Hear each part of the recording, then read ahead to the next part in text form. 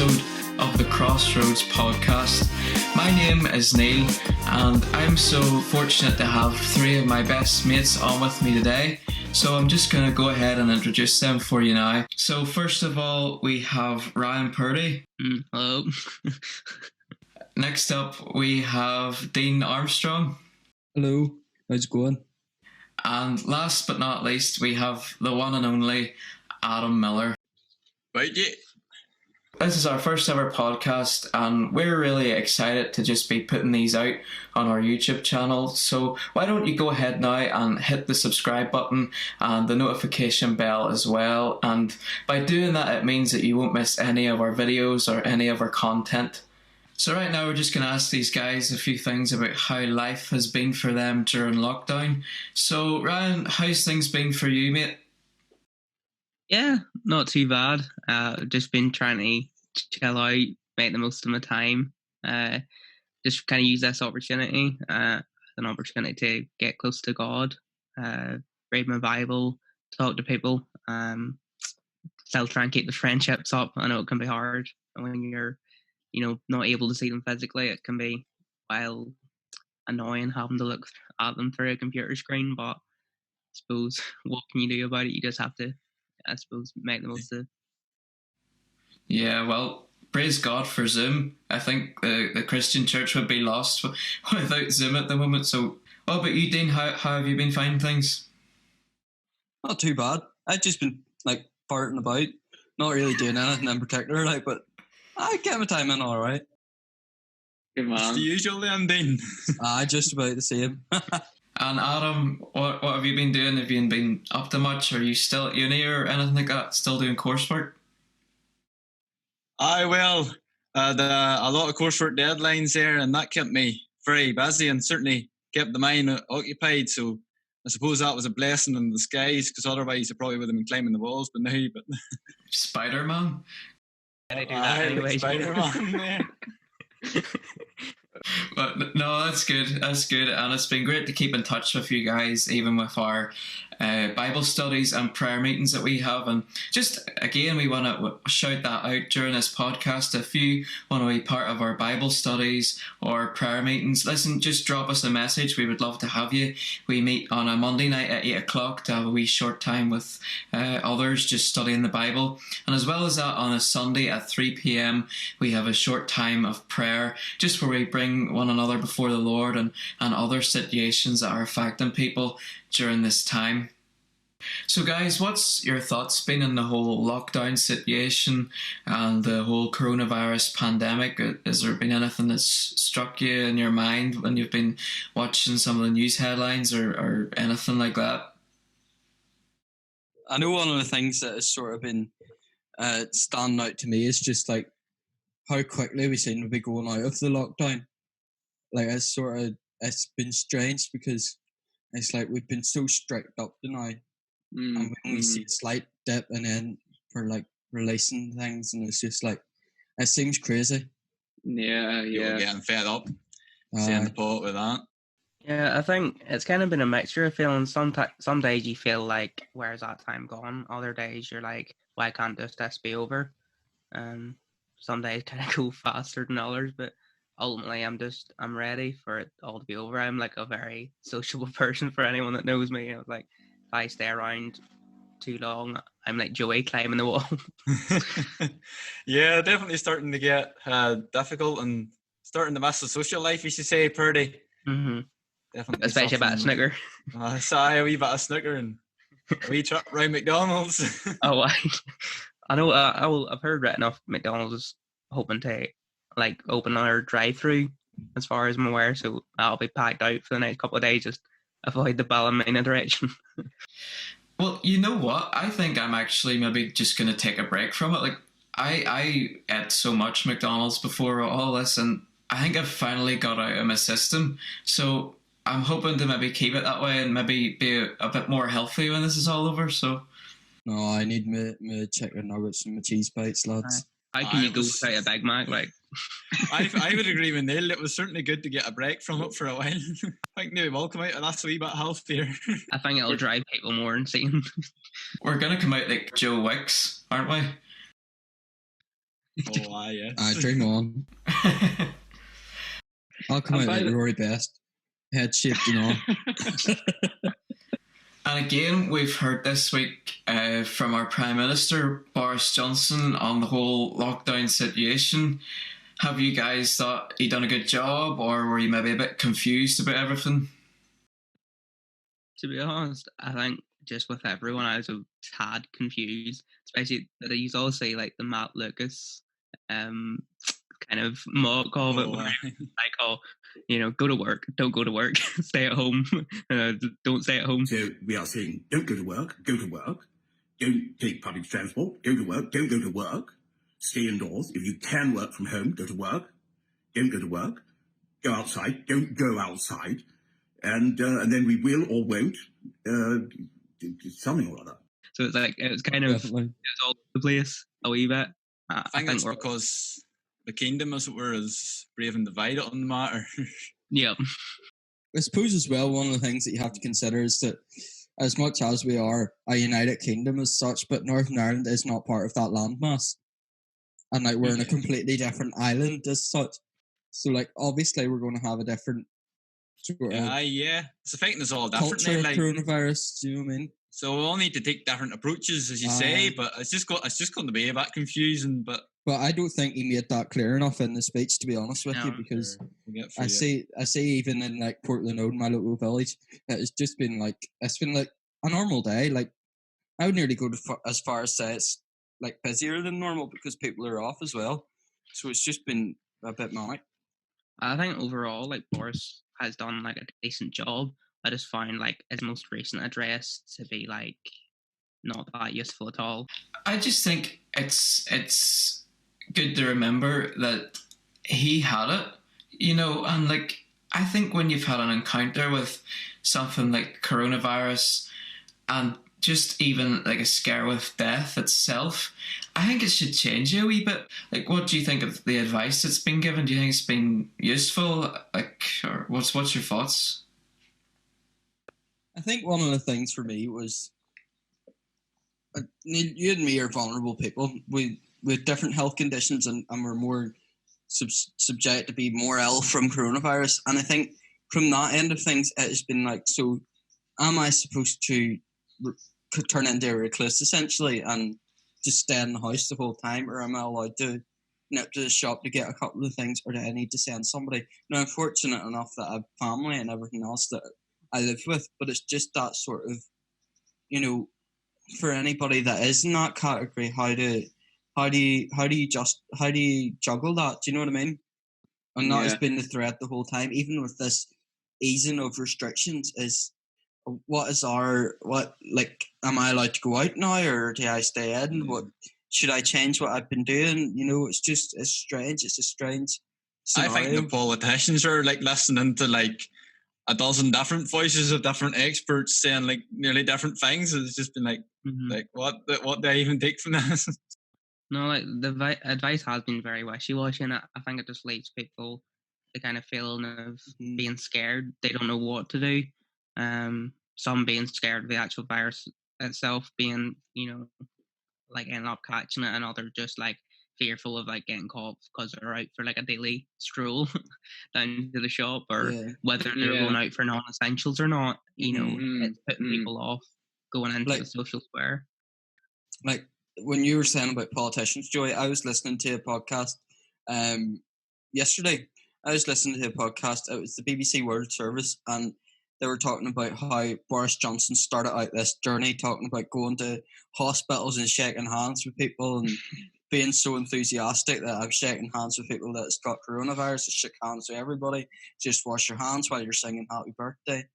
And then the tone kind of just has shifted completely. And now it's almost going back to that stage a bit where it's like, okay, it's okay to mingle. It's kind of a strange setup now that it's like it's becoming more complacent as people have been in lockdown. Even since he's had that, you'd expect that it has been more, since it's hit home as such, it has sort of reminded him of the value of actually we need to keep this out of our country, we need to keep this out of our health service. Even another thing with the football, like football compared to life is just not important whatsoever. And I think they're going to bring the Premier League back, and the German Bundesliga is coming back at the weekend here. So it's just so hard to actually see people who don't have a good value of life itself. It's just cheap, and it doesn't really mean anything anymore. Just really goes to show you where people's focus is in life and where their priorities is in life. Definitely. I think that's why, lockdown has been kind of a good experience for many of us, because it has really got us to know ourselves, not just to know other people, as important that is, but to truly know yourself. Know what you like and what you don't like, who you are, your personality traits. It's a very important thing. Yeah, I think it certainly brought out the worst and the bad of us, and the best and the good. It certainly showed people for who they are. And even us as Christian people, as trying to pursue this life of discipleship, it has really shown us how much time we have to spend with God, that we distract ourselves with other things. And that's one thing that I've noticed definitely in my own lockdown. I don't know what you call it, lockdown life. It's like how much time I actually devote to spending time in the Word, in prayer, and everything else. Whereas I can so easily get distracted by sorting out my inbox or sorting out all my class notes. Do you know? Yeah. Even just on that point, it's even like sometimes how much we even like to use excuses that we can get time with God. The fact that we are always busy, we almost justify ourselves in not reading. Whereas nowadays we really don't have that excuse. Just if we were to just turn to the Bible, and maybe somebody who had to take himself apart and had to sort of isolate himself from a situation, I think David is maybe a good example of that. And there's a story in David's life where he's distressed, and there's people trying to stone him. I'll put this verse up on the screen, guys. It's found in 1 Samuel chapter 30 and verse 6. And it says, "But David strengthened himself in the Lord his God." He strengthened himself in the Lord his God. And I think lockdown is the best opportunity any young person could have in years to go and strengthen yourself in the Lord your God. And guys, have you maybe strengthened yourself over the past couple of weeks? Is there any particular way that you find that helps you to strengthen yourself?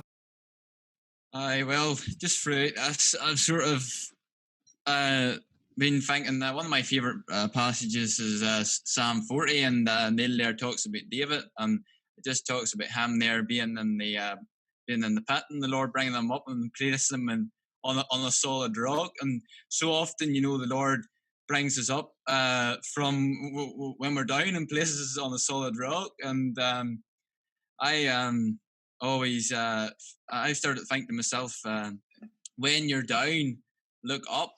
And it's just been something that I've really clung on to, just thinking when I'm down, I need to look up. And he always brings us and places us on a solid rock. And there's no better solid rock to place ourselves on than Christ and the Word of God. And He gives us a solid place to stand. Like we could run about in a panic or completely terrified of the current times that we're in and fear, but or we could just stand still on Christ the rock. Think of the words of the song that says, "On Christ the solid rock I stand, all other ground is sinking sand." So many people around us maybe trusting in different things, and everyone turning to their own God at this time, but ultimately that's going to let them down. I've just noticed over the past couple of weeks, when you go outside, like even if you look on Instagram, there's been so many people going outside and taking pictures of the most beautiful sunsets that we've been getting over the past couple of weeks, and even at night, just being able to go outside and look up into the heavens and see the stars. And I think for me, that's been probably the biggest thing, just to take a minute, go outside and look up and know that I know the guy who made all of this. I think that's just an amazing thought. And remember, he's got everything in control, and no matter what the world can say to us about all these scientific facts, and science would even go as far as being against God, that we can just know by looking, he is in control of everything. He's made everything, and this time will come and it'll pass as well, and he'll still have it in control. But that's just something I have really sort of just enjoyed. Absolutely. I think God so often uses creation, and you're saying there about the sunset and going out and seeing the stars. He uses the creation and the things around us just to show how powerful and how glorious he is. And he's just like, hold on, be still for a second and just look around you. It's like that line and what's the song? It's a Getty song, and it says all creation stands and sings. And it's just like that imagery. It's just like everything in the whole world sings praise to our God. And it gives me the goosebumps even thinking about it, because it's just like everything that God has created points to him. And it is a testament to his character. He is a creator God. He constantly provides for us. And it blows you away when you start thinking about it.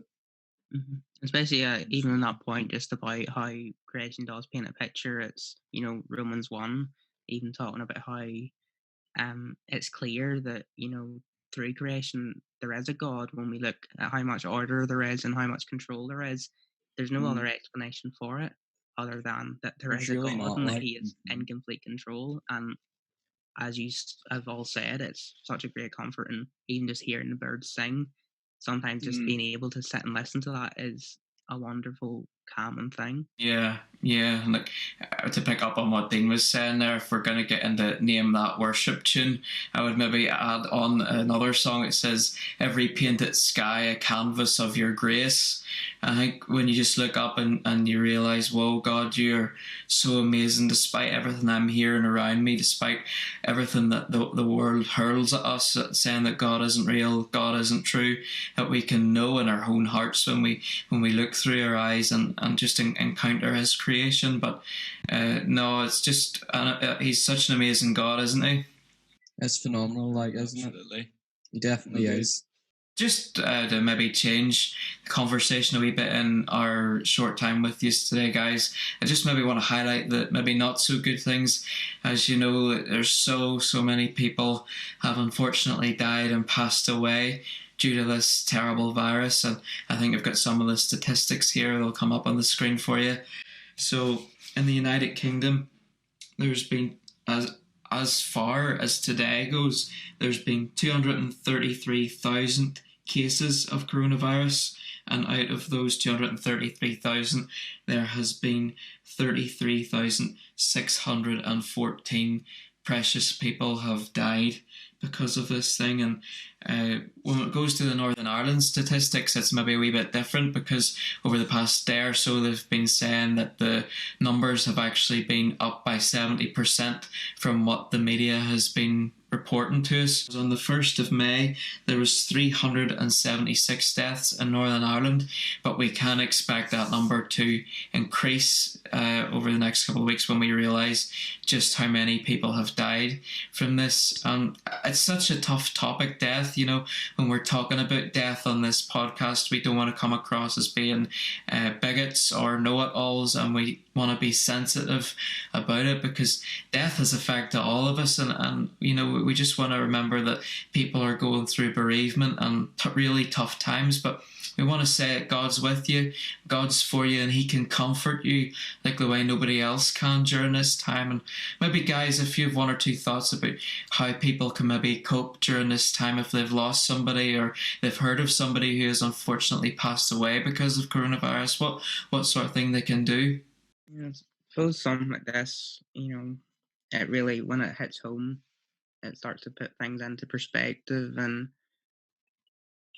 how even someone's presence in a room or whatever, not being able to have that, not that I can understand it, but I could imagine someone going through that would be extremely difficult. But just knowing ultimately that there is someone who sticks closer than a brother and closer than a friend, that is Jesus, who is a great comfort during times like this. And, whilst it's extremely sad of, those 33,000 people dying, like comparing the cases of deaths compared to the amount of actual people who, contracted the virus, there has been, there's a good couple of 100,000 there of people who haven't died from it. And that's a great thing to be thankful for, and to know that God is in control. And just thinking about a later day when death shall be no more, every tear shall be wiped from our eyes, there'll be no weeping, no crying,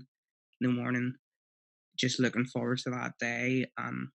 Yes, that's easy for me to say. I'm not in any of your shoes, what you're going through, but I can say that there is a comfort there for you in Jesus.